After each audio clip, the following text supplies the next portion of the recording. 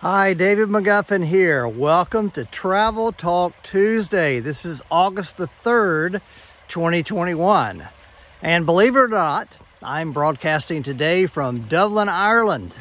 I'm in a little suburb of Dublin, just to the south, known as Leopardstown. It's famous for, back in the day, of being a leper colony. And right now, in the 21st century, there's a famous horse racing track here as well. But I've arrived in Dublin just a few days ago and had a chance to walk around the historic city center, visit the countryside, take some walks out in the quiet country like I'm here now. And so I want to show you a little bit about what we've seen and done in Dublin city center the last few days. As you know, we're just coming out of the COVID-19 pandemic, and many of the countries in Europe, as well as the rest of the world, are opening up for tourism. And we're on the cusp of that here because only less than a week ago, the restaurants in all of Ireland have opened up for indoor dining, and we can go inside and we can dine inside if we have a valid COVID-19 fully vaccinated card that we can show. We also have to record our name and contact telephone number just in case something goes awry. Other than that, things are pretty much normal here in Dublin, with the exception that there is no traditional music in the pubs at this moment, which is really a bummer because that's what you come to Ireland for, is to go to the pubs and hear some traditional music. So without further ado, let me get into what I've recorded in Dublin City Centre and let you see what's going on and how we experienced the last 4 days here in Dublin. I hope you enjoy it. As you can see from this map, Dublin is located on the east coast of the island, and a sure sign you're in Dublin is a Guinness truck. Hey, David McGuffin here. I find myself in Dublin, Ireland, right here on the River Liffey, looking downriver toward the Halfpenny Bridge and the Temple Bar. We're going to take a look around this town. It is post-COVID times, July the 28th, 2021, and let's see what's going on here. As far as Ireland getting out of the pandemic, opening back up to tourism, and I've got a group coming in here tomorrow, so we'll see how all that works. Looking forward to sharing a little bit of Dublin with you in the next few minutes. So this is the Temple Bar area, albeit it's kind of early in the morning, somewhere around 11 o'clock. But normally at this time of day, things are bustling for lunch and people are out and around. But right now, it seems like they're just getting set up for business. You know, this is only the third day since Ireland has opened up restaurants for indoor dining. So I think everybody's having a learning curve. The Temple Bar here is actually a real Temple Bar pub in the region known as Temple Bar. The name came from a sandbar on the River Liffey, from an owner who owned it, Mr. Temple. This is Oliver St. Gordy, and it's an institution here in Ireland, in Dublin especially, but boy, it's locked up right now. Hopefully they're going to be opening up pretty soon and serving music and food on all 3 floors. Hey, O'Neill's Pub here behind me is one of the most famous ones in this part of Ireland, and Dublin especially, and you can see it's closed down totally. Oh my gosh, it just hurts my heart not to see it open.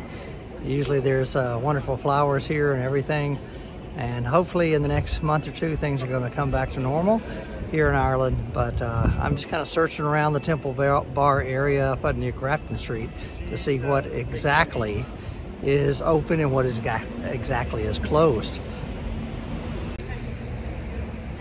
So here behind me, the famous statue of Molly Malone. I've been here many, many times when there are tons of tourists around this statue.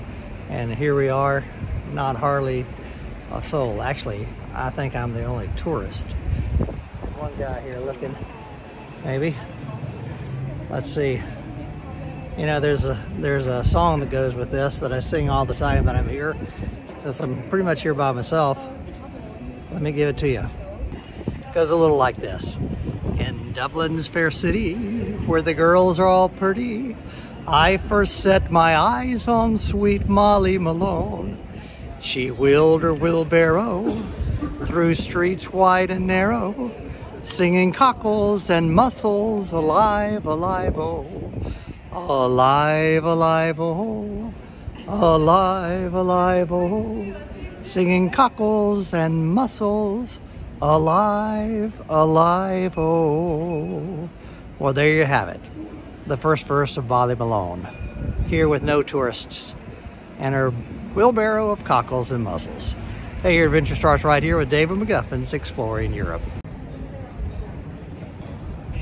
Hey, the old storehouse behind me is my favorite go-to pub and restaurant here in Temple Bar.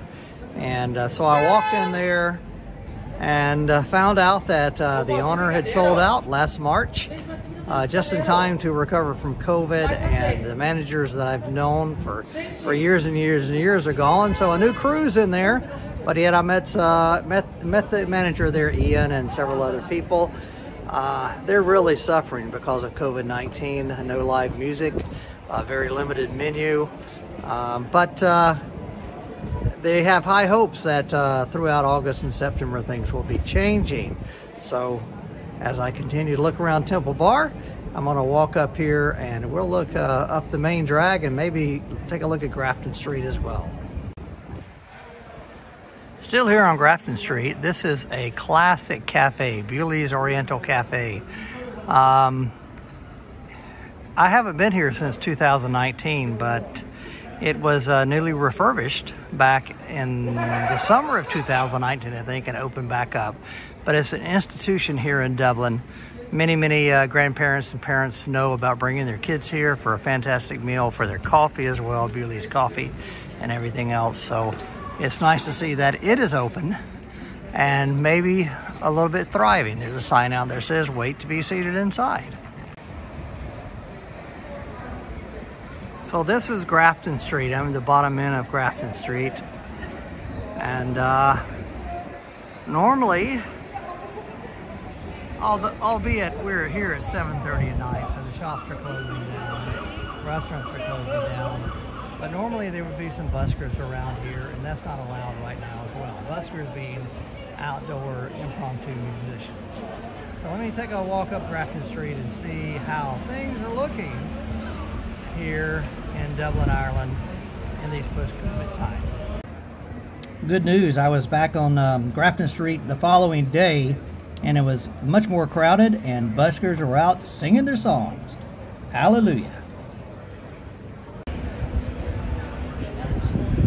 It appears many pubs in Dublin have resorted to outdoor dining based on the lockdown, and just last Monday on the 19th of July, things have opened up where indoor dining is allowed, but I went in and had to show my COVID-19 vaccination card. So there's a passport to get in for indoor dining, but these little tents are showing up all over the place here for outdoor dining. But my gosh, it's 57 degrees Fahrenheit right now, and it's pretty dang cold to have some outdoor dining. But I guess if you lubricate yourself enough, it might be okay. Looks like these guys down here are not doing much dining, just a little bit of drinking. It's nice to see Murphy's Ice Cream is still open here on Wicklow Street in Dublin. They've added coffee to their menu. It looks like this ice cream shop was made famous in Dingle, Ireland by two brothers from Texas. And they've been pretty successful. So nice to see they're still in business and open post-COVID. I was in for a dinner at the TROCADERO, one of my favorite steak places in Dublin City. Had scallops for a starter, really nice. Some sirloin Irish beef, sirloin steak with potatoes. And then the next morning, a full Irish breakfast, wonderful, at my hotel there, Doubletree Hotel in downtown Dublin. And for lunch the following day, a bento box for €9. What a great value. This is an up-and-coming area right around the mouth of the River Liffey, known as the Docklands, right around the Dublin port. And there's also a square down beyond where these huge cranes are having new construction, called Grand Canal Square. So it's an up and coming place. If you ever get to Dublin, venture across the river and walk into that area. You'll be surprised at the wonderful new construction, architecture, and lively nightlife that's happening there.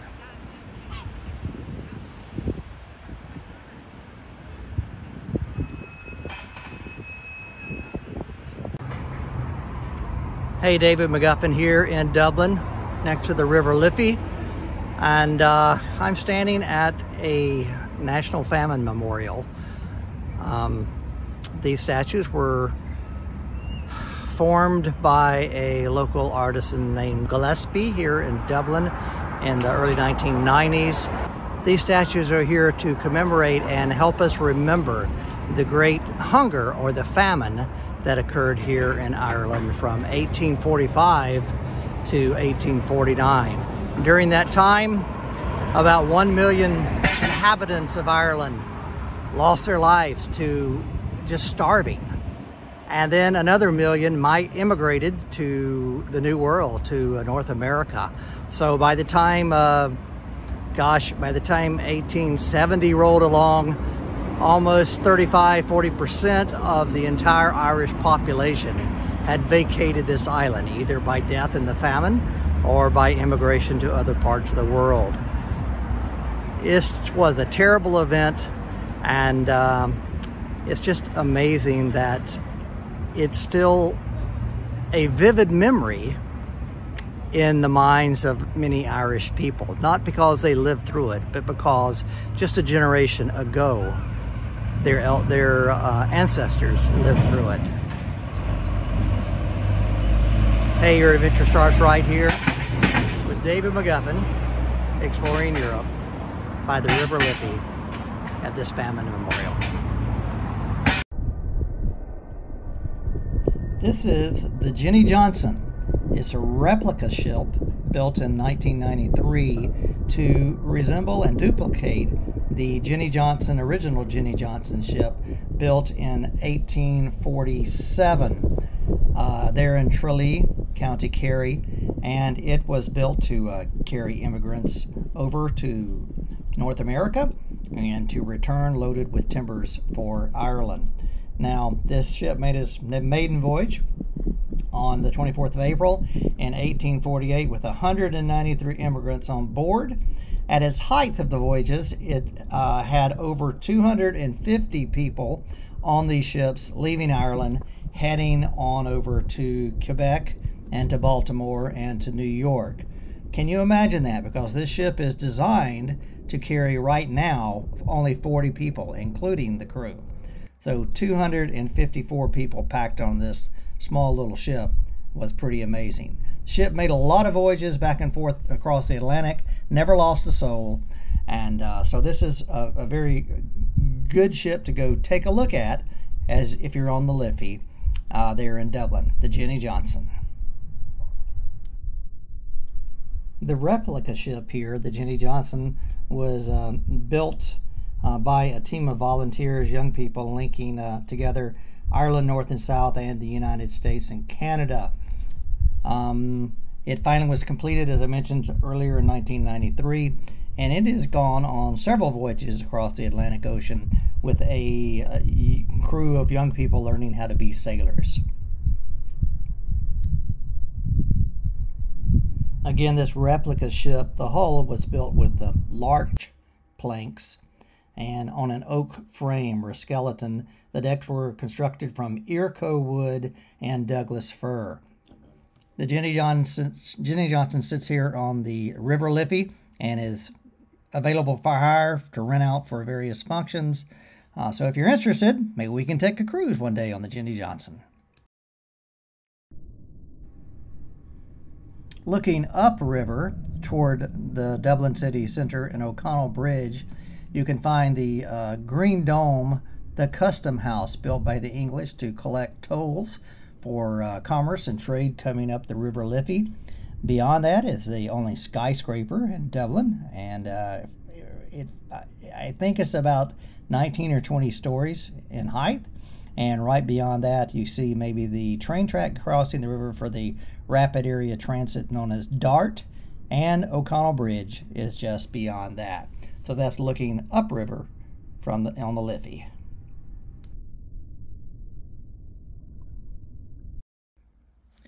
Trinity College was established in Dublin in 1592 by Elizabeth I of England, who happened to be also the Queen of Ireland at the time.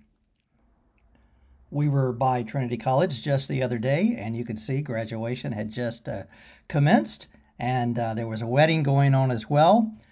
Things are kind of locked down a little bit because of COVID, and it takes some doing to get inside, but it hasn't changed much since 1592.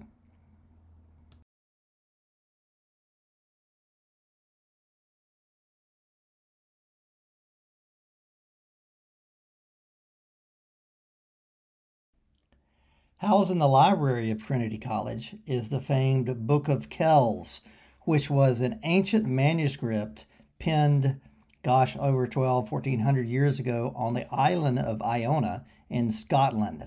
It seems that the monks there had been working on this book for quite a long time. Then in 806 or so, the Vikings raged and pillaged this monastery in Iona and killed a lot of the monks. Some of the monks survived and fled across the Irish Sea and landed at the Abbey of Kells near Dublin. The work probably continued on this book, known now as the Book of Kells.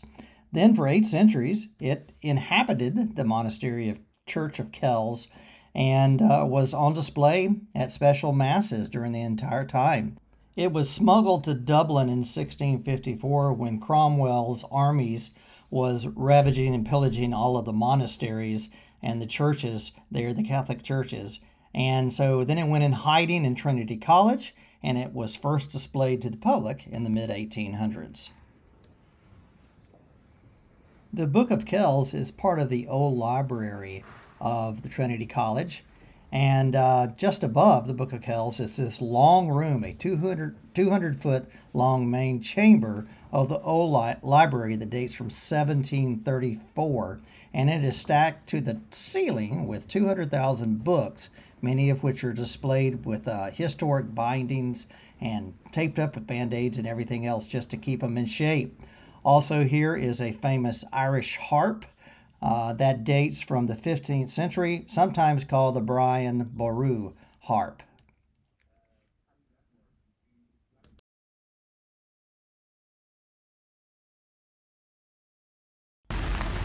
We recently visited the churchyard of St. Patrick's Cathedral, and this church was supposedly built on the site where Patrick himself baptized local pagan converts. Most of this church was built in the Gothic era in the 13th century, and it was a church for the people, for the Christian church. After the Reformation, it passed in the hands of the Anglican Church. We recently had an opportunity to visit the churchyard and the gardens here on a rainy day. What you hear in the background is this fountain running, not rain. But we weren't able to go inside because of the restrictions from COVID-19. You'll notice the crane in the background, and this is due to some repair work on the roofs and the timbers inside the building. This whole alert was set on course by the burning of the church in Paris, Notre Dame Cathedral. So all the medieval churches are looking to improve on their fireproofing throughout the whole European world.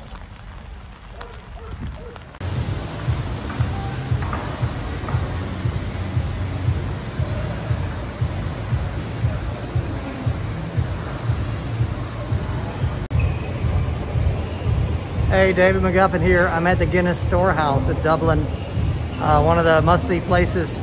I think it's the second most popular tourist attraction in the entire island, second only to the Cliffs of Moher. It may be first, but today I was kind of quizzing the attendants here, saying that pre-COVID there was 7,000 to 8,000 people a day coming through here, and today it's about 700. So we're definitely on the cusp of opening up, and so normally it takes about 2.5 hours to get through this process of going up for 7 floors. But today they say it's about an hour to go through everything and to read all the placards. So we're going to take a look around the Guinness Storehouse today. So there's a 6-story climb, and it chronicles how Guinness is made from the raw ingredients to aging in the barrel. And so it's a journey. There's escalators and lifts all the way up the way. Kind of a boring story because you're really looking forward to getting to the final area, which is the gravity bar. 7 flights above and with super views, 360 degrees all over Dublin City. And of course, the bar serves you up a free pint of Guinness or cola if you want that. So it's well worth it. One of the greatest, probably most important and most popular tourist attraction in Dublin City. It's Guinness time. Speaking of time, I'm running out of it for this week. I'm here in Ireland trying to lead a tour and put together Travel Talk Tuesday, so I'm going to save the rest of it for next week. This is the National Museum, and we spent a whole day visiting the museum, the castles. We visited a couple of churches, so you won't want to miss out on this Travel Talk Tuesday next week.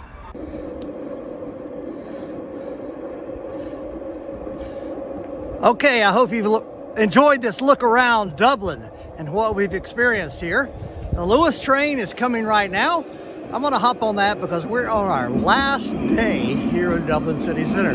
It's Sunday, about 7 a.m., and we're looking forward to heading out of Dublin, County Dublin, and getting to Galway City Center. Listen, it's quiet here. You saw one person get off the train. It's Sunday morning. I just kind of huffed and puffed to get up here to catch a video of this train coming by. This is the public transportation Lewis that goes all the way out into the suburbs. And as I mentioned, Sunday morning, very quiet. It's August 1st right here now when I'm recording this, and it is, I'm looking at my watch, 57 degrees Fahrenheit. So actually a wonderful change from how it has been in Greece as far as temperatures go, and in Italy, and especially in Florida. So until next week, I hope you've enjoyed this look around Dublin. Your adventure starts right here with David McGuffin. We'll see you later. Sláinte from Ireland.